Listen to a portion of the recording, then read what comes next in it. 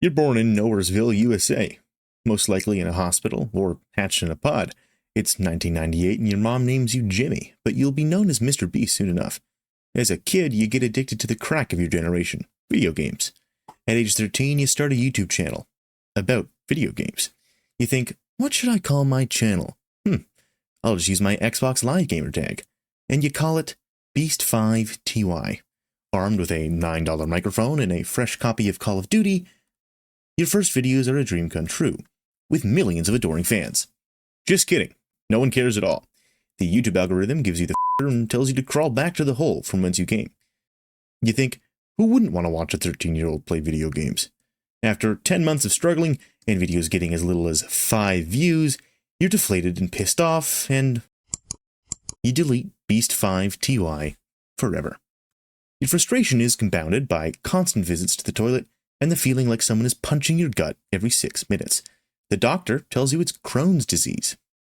But between visits to the bathroom, you summon the courage to start a new channel. You call it That Dude and do videos of Pokemon, Black Ops 2, and Minecraft. Actually, why don't we call it MrBeast 6000?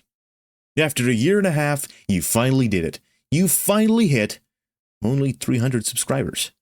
Reality starts to settle in, and one night you curl up in a ball and cry because you know you aren't making enough to do YouTube for a living. You consider quitting and getting a job at Hardee's. The thought of having to do anything besides YouTube makes you so depressed because all you want to do is make videos. Your mom tells you, enough. Either go to college or move out. I'm not just going to pay for you to sit in the room and chase this fairy tale dream. That's when it clicks. You're like, oh my gosh, I'm 18. I'm only making like $200 a month. Something's got to happen now. You now have 3 months of summer, not even sleeping, where every hour of the day is do or die.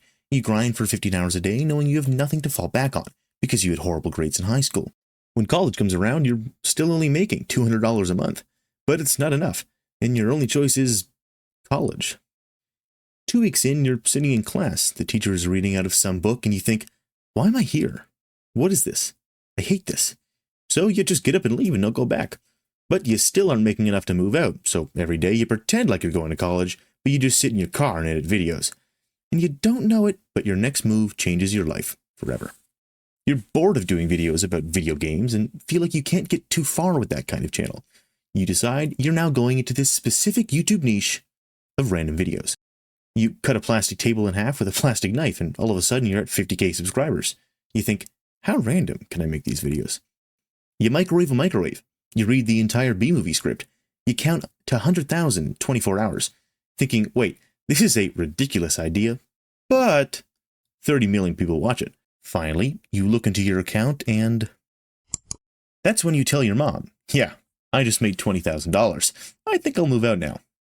Your next mission, you spend hours on the phone with companies trying to convince them to give money to sponsor your videos, only so you can give away that $10,000 to a homeless man, a video that gets over 2 million views.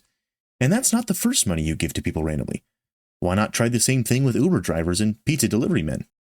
By this time, you've hit 1 million subscribers. The 10k giveaways turn into 50k and then 100k giveaways. Life's great. You're thinking, I'm the man.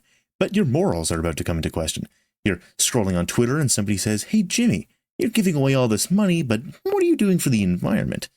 You think to yourself, touche, random internet person.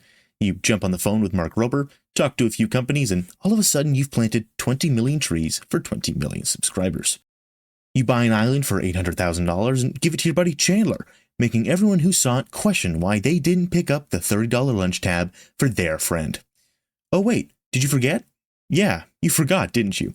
5 years ago, you made a video to yourself saying, Jimmy, if by this time today, October 2020, you don't have 1 million subscribers, your life has been a failure.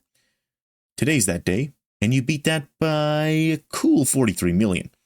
As if your conscience isn't heavy enough, having millions engorge on the modern day crack that is your videos, you think, what else can they engorge on? What about hamburgers? And in December of 2020, you launched MrBeast Burger. But how did you launch 300 restaurants? You use ghost kitchens, which means your customers don't go to a restaurant. You just hire people in different cities and they make the food and people order it on Uber Eats or DoorDash. The reviews are brutal, but after giving away millions and planting millions of trees, how's your conscience doing? Just you wait. Your videos are consistently hitting 200 million views, The kind of numbers advertisers dream of, yet oddly enough you can't get any decent sponsors. Why? You're too expensive for them now. You ask for $1 million to $2 million for as many eyeballs as the Super Bowl, which is a fair deal, but every executive you talk to is like, yeah, that's 5 times my budget for the entire quarter. The videos you're making cost on average $4 million or more per video, and you're barely breaking even on your MrBeast channel. That's okay though.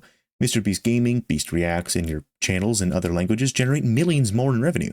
Plus, you're the king of YouTube at over 300 million subscribers. Hold on. You're having another genius idea. What if chocolate? I like chocolate. People like chocolate. People like me. Yeah, I'll start a chocolate bar company. And you do. You call it Feastables, and you're the first chocolate bar company to try and compete with the likes of Hershey and Nestle in decades. One of the cool parts about Feastables, remember how sponsors couldn't afford you? Now you can use your own company to sponsor your videos. You think to yourself, oh man, how am I going to get this shelf space? This is going to be a grind of meetings and rejections. You meet with a buyer at Walmart with a wholesale pitch prepared, but did you forget? You're MrBeast. All those years as a teenager of 15-hour days and sacrifice are finally paying off from the reputation and the audience you've built. Of course we'll put your product on our shelves, Jimmy. Are you kidding me? In no time, your chocolate bars are on the shelves of Walmarts all across the U.S., while you personally drive to different Walmarts to mystery shop your own product, disguised in a beanie and sunglasses. Why are you disguised? Well, because you've reached a level of fame where people mob you wherever you go. The one person who truly understands you is your girlfriend, Tia. You work pretty much every waking hour of the day. There's some months where you're on set 28 days out of 30, but she gets it. She encourages you to pursue success and to do more. And your next feat is about to shatter 40 Guinness World Records. You're about to do a full-on TV show on a streaming platform. Netflix flies you out to their headquarters and you're sitting in a boardroom with a bunch of executives, and it becomes clear that they only care about money. They tell you they want final cut, meaning they make the ultimate decisions. You think, F that. No executive is going to tell me how to shoot my TV show. The whole reason I got into YouTube is to make the videos how I want. You fly out to do more meetings like this with other streaming platforms, and it's just more of the same. You think, maybe it's just not meant to be. That is until you meet Amazon Prime. You sit down and say, listen guys, I'm sorry, but I have to have final cut and shoot this the way I want. They look you dead in the face and say, yeah, no problem. We trust you, Jimmy. Do your thing. We'll give you a budget of $10 to $50 million an episode, and oh yeah, don't this up. And you're like, okay, I guess if I don't deliver, there's tens of millions of dollars at stake, and everyone will say that YouTubers can't make it on streaming platforms. No pressure there. You've now got 1,000 people competing for $5 million. Fun, right? Yeah, until contestants filed a lawsuit claiming unsafe conditions, harassment, and exploitation. But this has been a thing for a while. Your success has brought a ton of criticisms, lawsuits, and complaints. You've millions of fans who adore you, and many who think you play with people's emotions and well-being. You make the lines of what's ethical and moral as clear as mud. Are you greedy, a genius, a philanthropist? Or are you just a kid making videos who can't stop? Only you know. From that pre-programmed destiny that was instilled in you from when you were hatched in that pod. I mean, from birth.